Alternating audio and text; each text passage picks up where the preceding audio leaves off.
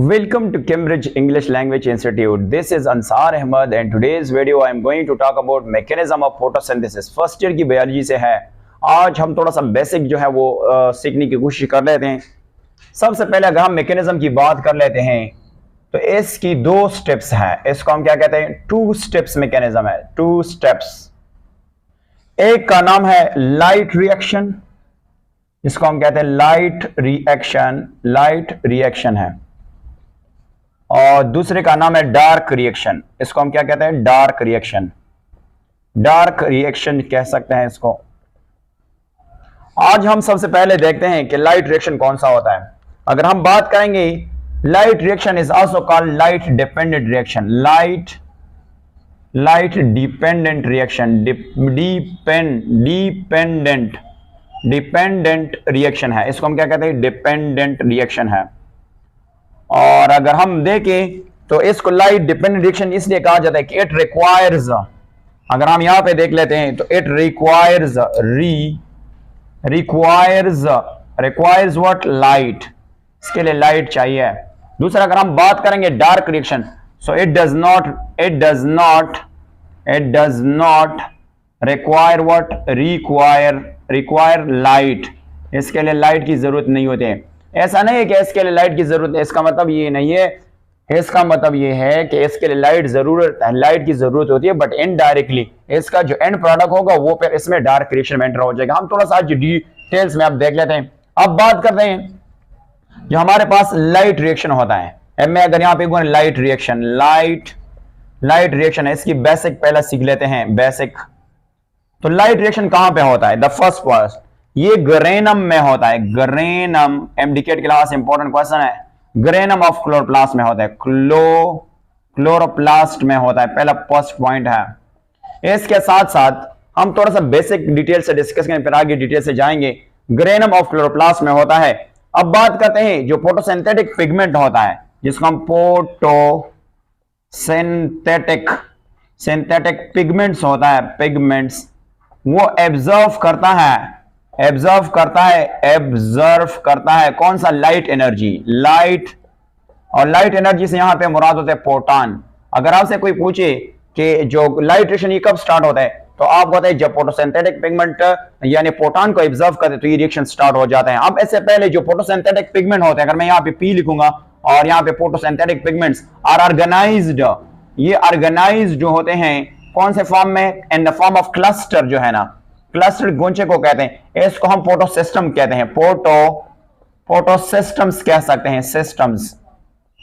और आप जानते हैं कि देयर आर टू फोटोसिस्टम्स। यहां पे अगर हम देख लेंगे तो टू फोटोसिस्टम्स है।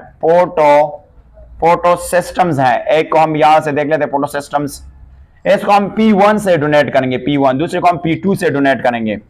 P1 कितना वेवलेंथ को एब्जॉर्व करा है, तो आपने याद करना है 700 नैनोमीटर। और जो दूसरा P2 है ये ऑब्जर्व करता है 680 नैनोमीटर को, ये ऑब्जर्व कर रहा है। अब हम थोड़ा सा इसकी डिटेल से देखते हैं, फिर एक डायग्राम्स को भी ड्रॉ करते हैं। सबसे पहला बात कर लेते हैं ना कि जो फोटोसिंथेटिक पिगमेंट है, यहां पे जो फोटोसिस्टम है उनकी पार्ट्स क्या है। पहले फोटोसिस्टम की पार्ट्स पढ़ लेते हैं। तो जितना यानी आपके पास अगर फोटोसिस्टम है,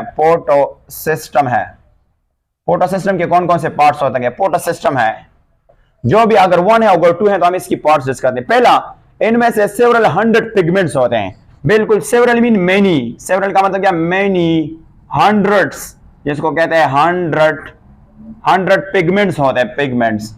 पिगमेंट्स होते हैं। उनमें से कौन कौन से आते हैं उसकी नाम मैं यहां पे बताता हूं। आपने याद करना है इसको। इनमें से क्लोरोफिल ए हो सकता है। इसके अलावा कौन हो सकता है? क्लोरोफिल बी हो सकता है। क्लोरोफिल बी हो सकता है। और इसके अलावा कैरोटिनॉइड हो सकता है। कैरोटिनॉइड हो सकता है। इसके अलावा इलेक्ट्रॉन एक्सेप्टर होता है। इलेक्ट्रॉन एक्सेप्टर होता है। एक्सेप्टर, इसको हम एक्सेप्टर्स होते हैं। इलेक्ट्रॉन एक्सेप्टर्स, ये आपने याद करना है। फिर एक फोटोसिस्टम की दो और पार्ट्स होते हैं। इसके दो कंपोनेंट्स होते हैं। एक का नाम है that is called antenna complex. इसमें से यानी एक फोटोसिंथेसिस में फिर मेनी मॉलिक्यूल्स होते हैं, उनमें से दो अगर ये आ गए, इसमें क्या एंटीना कॉम्प्लेक्स दो पार्ट्स होते हैं, कॉम्प्लेक्स डायग्राम से क्लियर हो जाएगा। दूसरा रिएक्शन सेंटर है, इसमें से क्या होगा, रिएक्शन सेंटर है। आगे डिटेल से देखते हैं।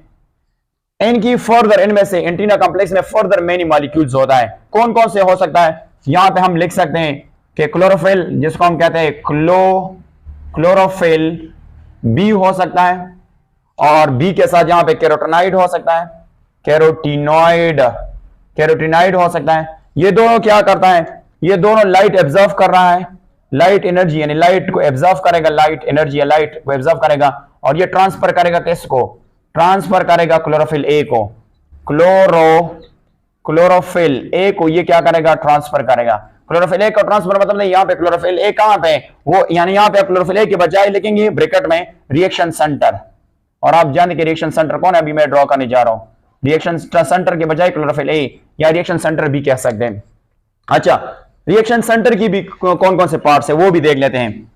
अब अगर आप यहां पे रिएक्शन सेंटर, इनमें से या तो वन या मोर क्लोरोफिल ए होगा। कौन सा होगा, यहां पे अगर मैं बता दूं तो यहां से आपके पास क्या होगा, क्लोरोफिल ए, क्लोरोफिल क्या होगा, क्लोरोफिल ए होगा, क्लोरोफिल ए होगा ए, और इसके साथ साथ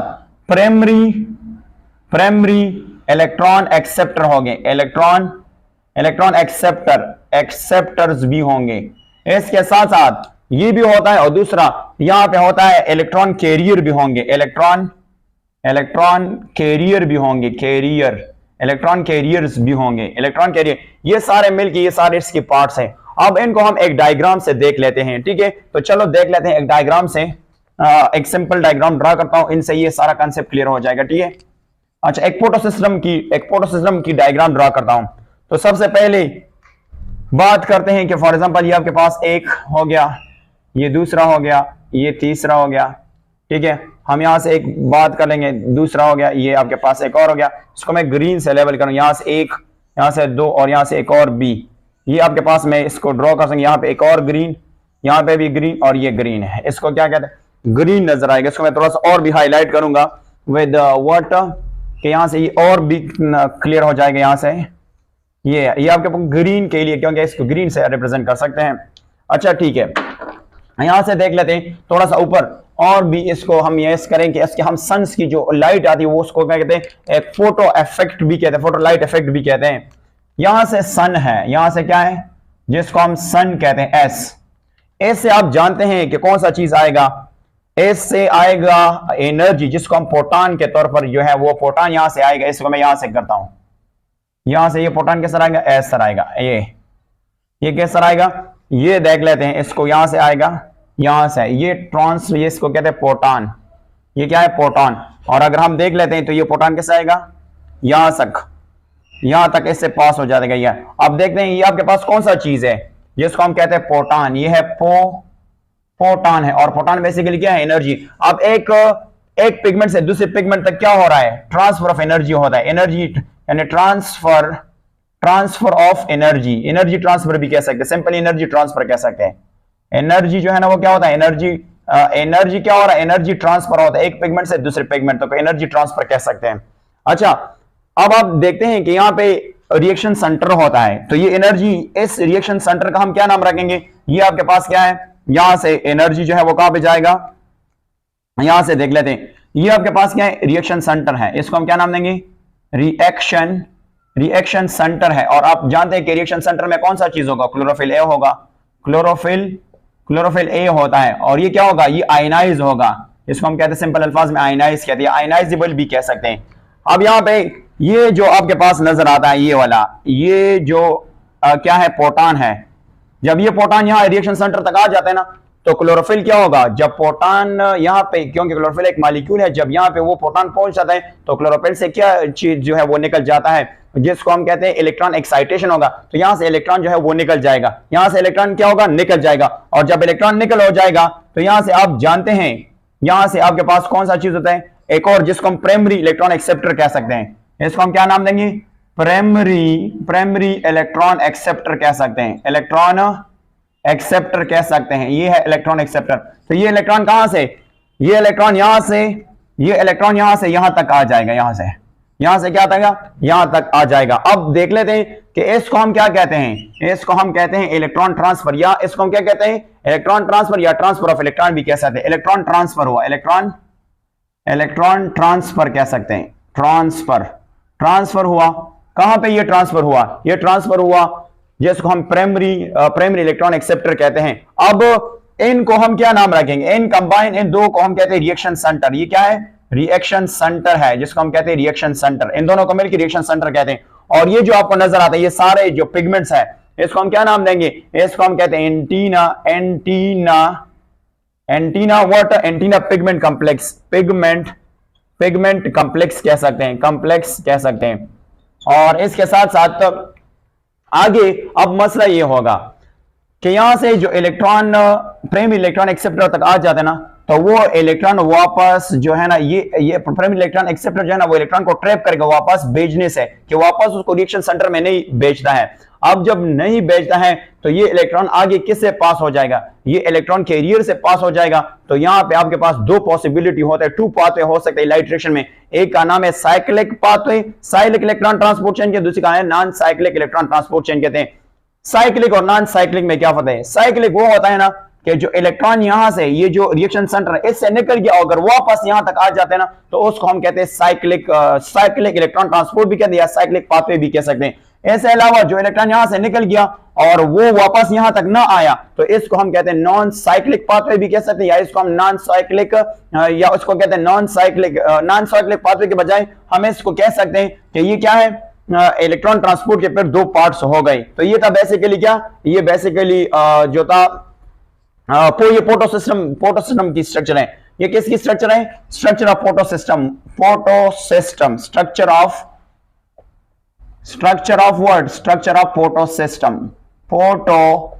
फोटोसिस्टम है, दैट्स कॉल्ड फोटोसिस्टम। ठीक है, तो ये बेसिकली क्या हुआ, ये बेसिकली स्ट्रक्चर ऑफ फोटोसिस्टम हो गया। इसके बाद हम देख लें नहीं कि साइक्लिक और नॉन साइक्लिक पाथवे किस तरह होते हैं। That's and.